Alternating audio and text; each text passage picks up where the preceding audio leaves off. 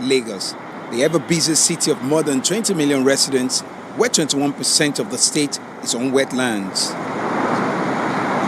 With housing and other critical infrastructure overstretched, the fate of the children who live at the bottom of the pyramid hangs in the balance.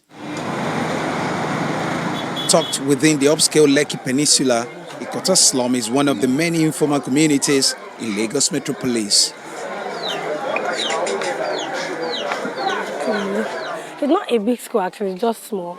17-year-old Rebecca has lived here all her life, not defined by her environment. She's following up on her dreams to lead a better life. I'm a science student, though, but I also have great passion for arts. Like I paint, I draw, I write poems.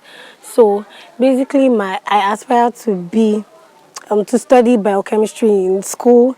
At the same time, do enough of my arts to like paintings. Rebecca takes us through the neighborhood, not a walk in the park, but a necessary step that captures everyday life of many of the residents here.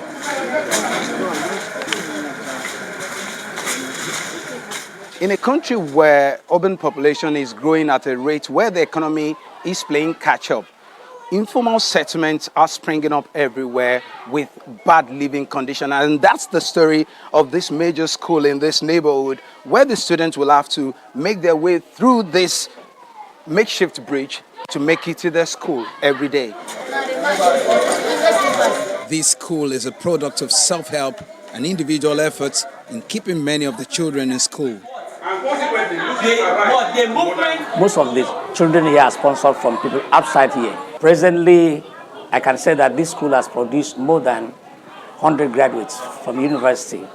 Some of our teachers that we train from these environments finish their university and still come back here and employ them.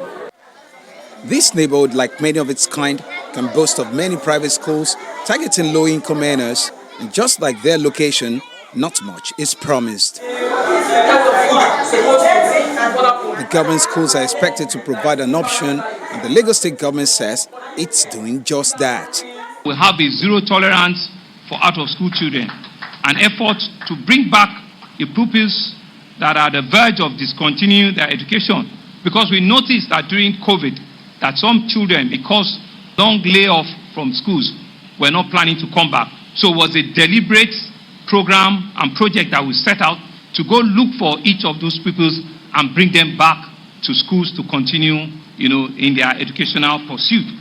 Betty Abba, a child rights activist, faults the state government's approach in addressing issues concerning children living in the slum. Most of the children, most of the time, do have some kind of access to education, especially the public schools. But the problem is sustainability, because many of these communities also, from time to time, fall under the hammer of what I would describe as the brutal eviction policies of Lagos State government. And many times, the educational dreams of these children are interrupted. As Rebecca and children in other settlements continue to make efforts to keep their heads above the water, they are hoping that the socio-economic reality they face will be a thing of the past someday. Dari Ito, Channels Television News.